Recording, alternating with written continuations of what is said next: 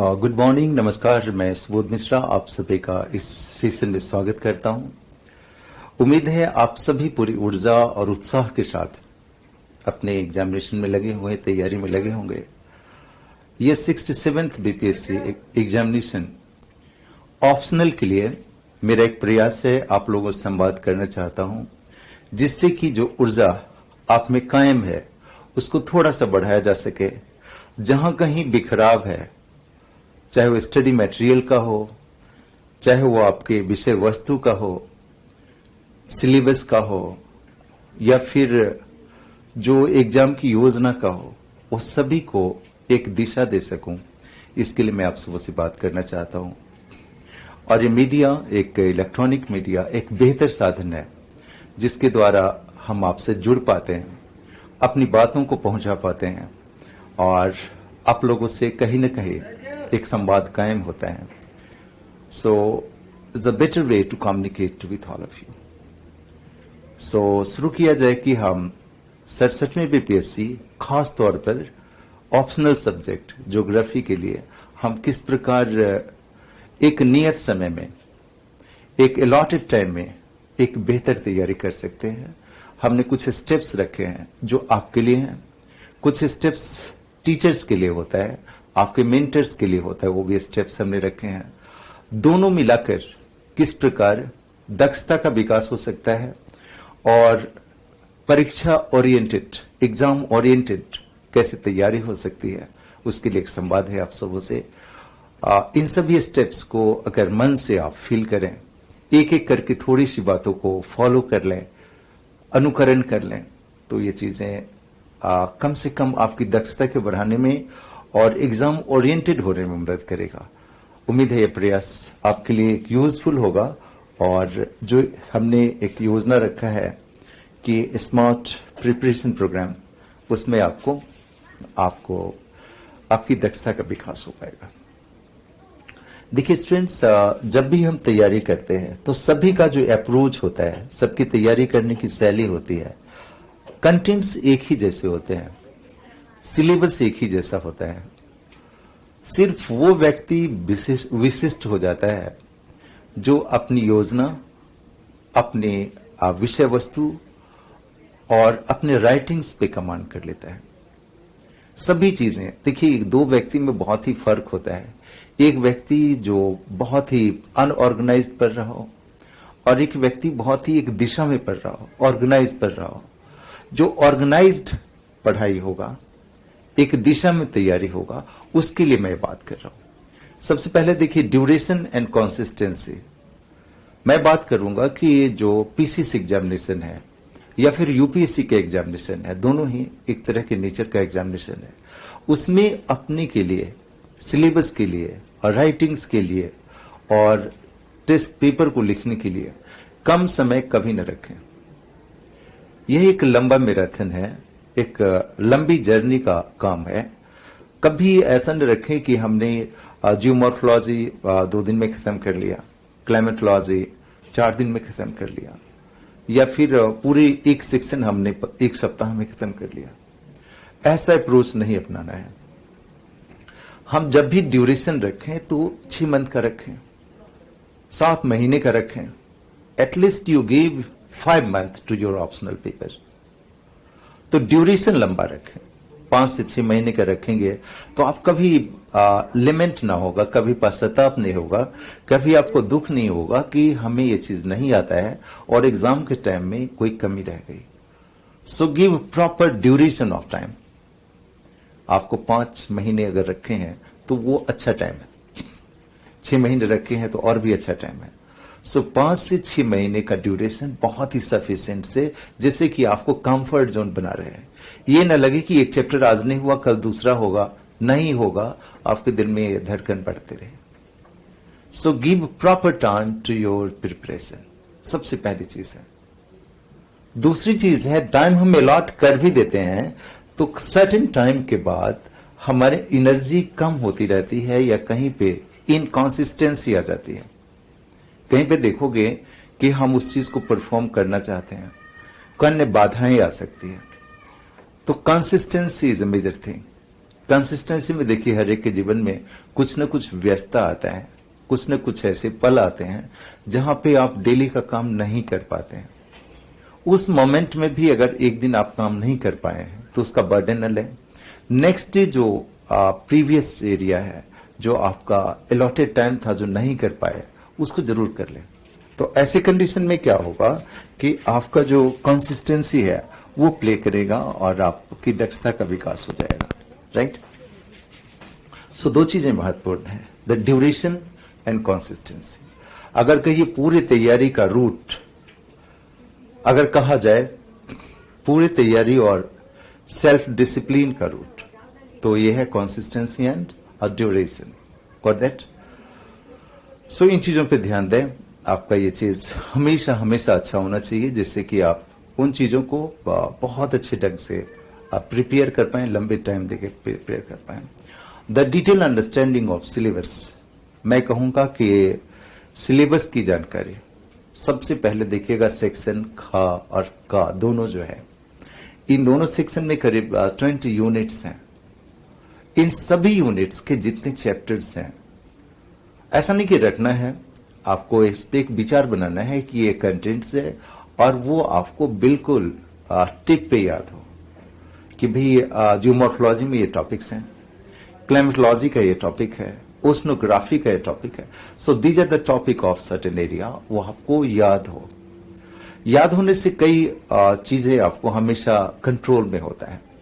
Control में ये होता है कि हम उन चैप्टर से जुड़े जितने भी थॉट्स हैं उसको कहीं पे बैठ के रिकॉल कर सकते हैं। जहां कहीं मटेरियल मिला एक बार देख लिया, वेरी इजी, राइट। दूसरी चीज, cut the clutter, the study material and add on. ये हमारे लिए जो सभी आयाम में जितना कह रहा हूं कि एक अच्छी प्रिपरेशन का एक विशेष कैरेक्टर है। जिसे देखिए कि हर एक चैप्टर का, हर एक सिलेबस का सभी एरिया अच्छा नहीं होता है। सभी अच्छे तैयार कर भी लेंगे तो आप अच्छे नहीं कर पाएंगे, राइट ना। सो ओवरव्यू पढ़ने के बाद आप डिसाइड करें कि कौन सा एरिया अच्छा है, राइट। एग्जाम में सबसे बड़ी जरूरत होती है कि क्या पढ़ें क्या ना पढ़ें। सभी चीज पढ़ के तो मास्टर नहीं बन सकते ना, तो आप उन चीजों पे फोकस करें जिसको आप कर सकते हैं, वो चीजें आप महारत हासिल कर सकते हैं। तो एग्जामिनेशन के लिए जो जरूरी है उसको एक जगह कंसोलिडेट करें।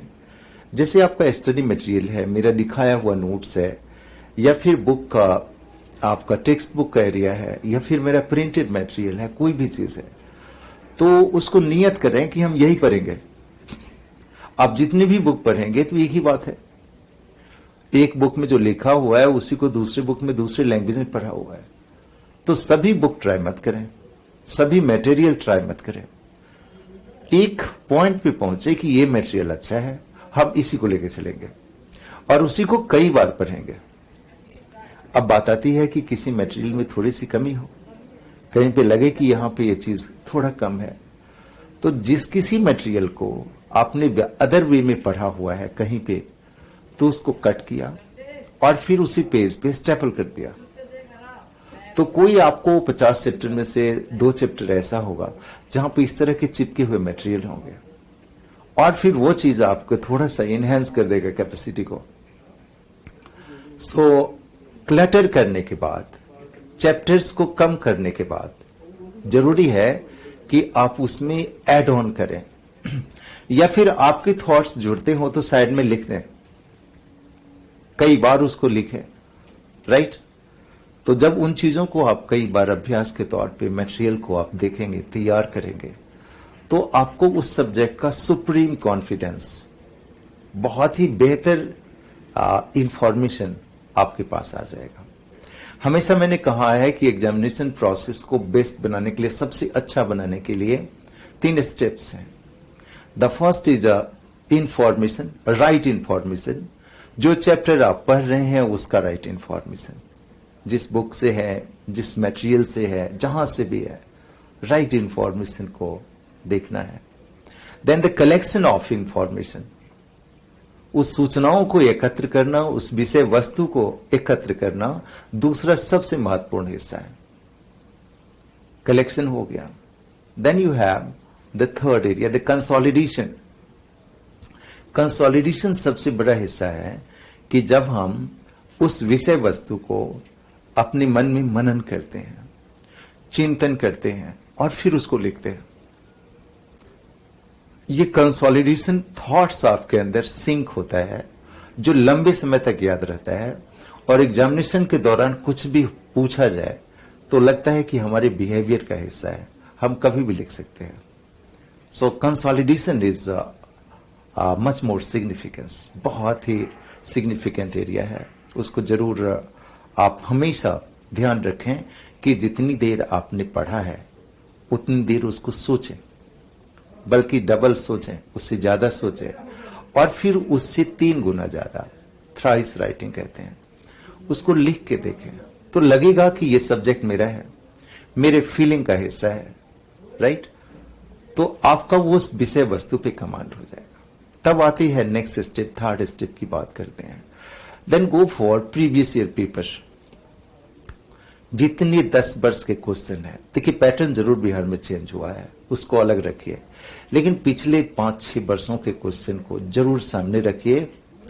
थोड़ा सा चेंज आया है, शब्दों का के अंतराल का चेंज आया है, ड्यूरेशन लेंथ का चेंज आया है, लेकिन कंटेंट्स वही है। तो आप क्या कीजिए कि जितने भी क्वेश्चंस हैं उसको सब्जेक्ट टॉपिक वाइज सामने कीजिए कि इस टॉपिक से क्या पूछा गया है, क्लाइमेटोलॉजी से कौन कौन पूछे गए हैं, ओशनोग्राफी से कौन कौन पूछे गए, उन सभी क्वेश्चन का कलेक्शन कीजिए, एक जगह सामने रखिए और फिर जो है उसको लिख के देखिए।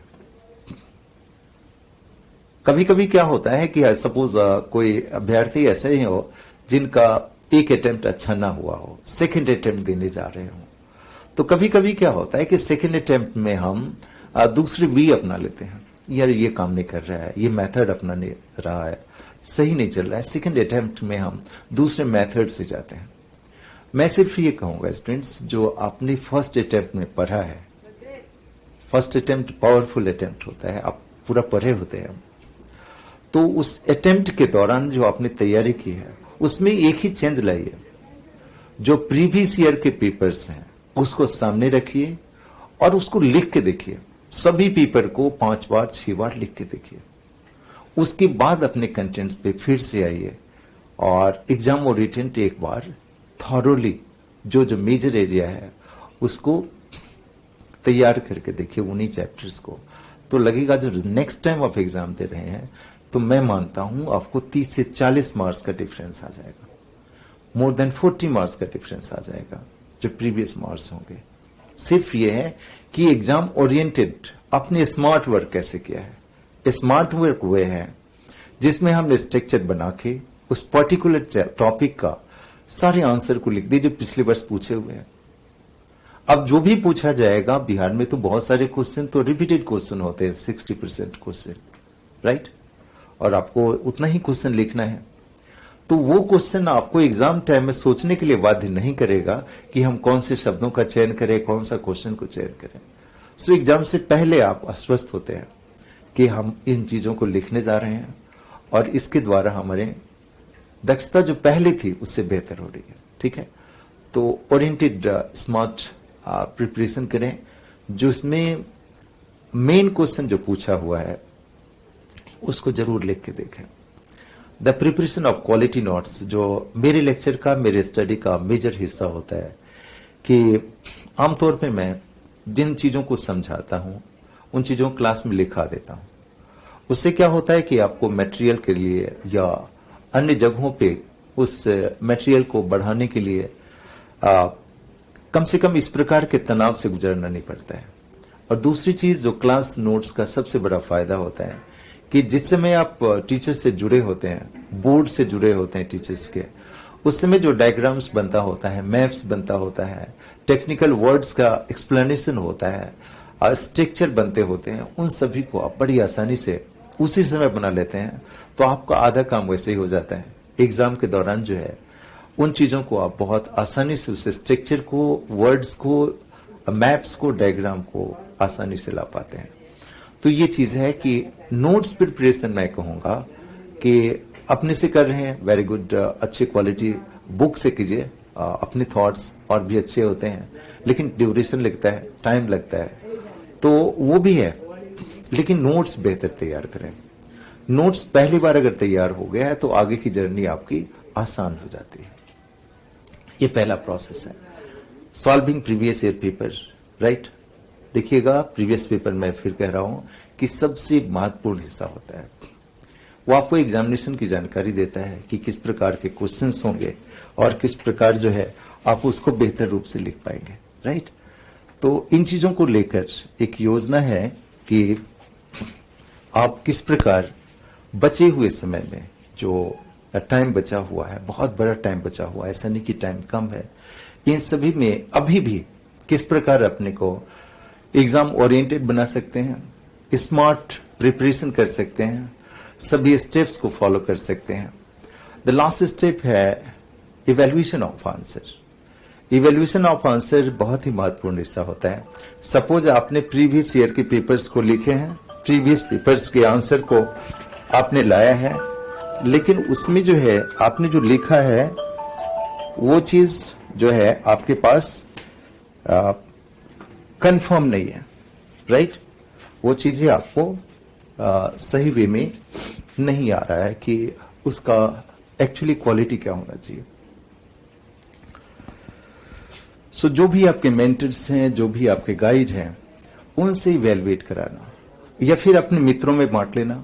देखिएगा, कोई आपका मित्र आपके जो फ्रेंड ग्रुप्स में भले ही वो बहुत अच्छा आंसर नहीं भी लिखता हो या उसके बहुत ज्यादा कंसोलिडेटेड आइडिया ना हो, लेकिन उससे इतना आइडिया जरूर होता है कि यार इसमें ये कमी है, आपको सजेस्ट कर सकता है। उसकी बात को अन्यथा न लें, उनकी बातों को पॉजिटिव वे में लें, तो आपको लगेगा कि आपका प्रिपरेशन एक सही दिशा में और कम समय में एक बेहतर प्रिपरेशन के रूप में सामने आएगा। So the last thing is evaluation of good answers. तो मैं फिर से 5 स्टेप्स आपके लिए जो है उसे मैं बताता हूं। एक, व्यवहार में कंसिस्टेंसी होनी चाहिए। आपका पूरा का पूरा सिलेबस याद होना चाहिए। मटेरियल को बहुत बिखराव में न रखें, क्या पढ़ना है क्या नहीं पढ़ना है इसका पूरा ख्याल रहे, और जहां कहीं भी कमी ले तो सेम नोट्स में ऐड ऑन करें। कहीं से भी आप जो मटेरियल आपको अच्छा लगता है उसको उसी पेज में चिपका दें, स्टेपल कर दें। पिछले वर्षों के प्रश्नों का जरूर भरपूर उपयोग करें, लिख के देखें, और ध्यान रहे कि लास्ट में इवैल्यूएट करें उसको, और या तो अपने फ्रेंड से और ग्रुप में अच्छे टीचर्स से इवैल्यूएट होने के बाद आपको कम समय में एक बेहतर फीडबैक और बेहतर दिशा मिल पाएगा। सो मेरा ही मानना है कि किसी भी अभ्यर्थी का, किसी भी कैंडिडेट का अगर ये 5 स्टेप्स है तो उसके अच्छे मार्क्स होंगे, ऑलमोस्ट 200 प्लस जरूर आ जाएगा। और बिहार में सिलेक्शन आज के दिन में देखिएगा कि एक बहुत अच्छी बात है कि वैकेंसी कंसिस्टेंसी रूप से आ रही है, रेगुलर आ रहा है, आपको लिखने का अवसर बराबर मिल रहा है, और एग्जामिनेशन बहुत टफ नहीं है। It's a easy examination once you plan for that. तो मेरा आप लोगों से ये संवाद था, अपनी बात को लाकर मैं चाहता था कि थोड़ी सी और ऊर्जा का निर्माण हो और आपकी सफलता में एक सहायक हूं, क्योंकि मैं मानता हूं कि अच्छे स्टूडेंट्स की सफलता का सबसे बड़ा आधार एक अच्छा टीचर भी होता है। और जब रिजल्ट होते हैं तो दोनों के रिजल्ट होते हैं, दोनों को उतना ही खुशी होता है, बल्कि a teacher enjoy more than students, because journey का वो हिस्सा होता है। तो मैं अपने इस लेक्चर को यहाँ पे विराम देता हूँ और उम्मीद करता हूँ कि आप लोगों के साथ इसी ऊर्जा के साथ हमेशा मिलते रहूँगा और आपकी सफलता का एक हेल्पिंग हैंड इंस्ट्रूमेंट हमेशा आपके सामने रहेगा, आपके साथ रहेगा। So wish you all a great success in 67th BPSC, and always be the part of your success. Thank you all of you.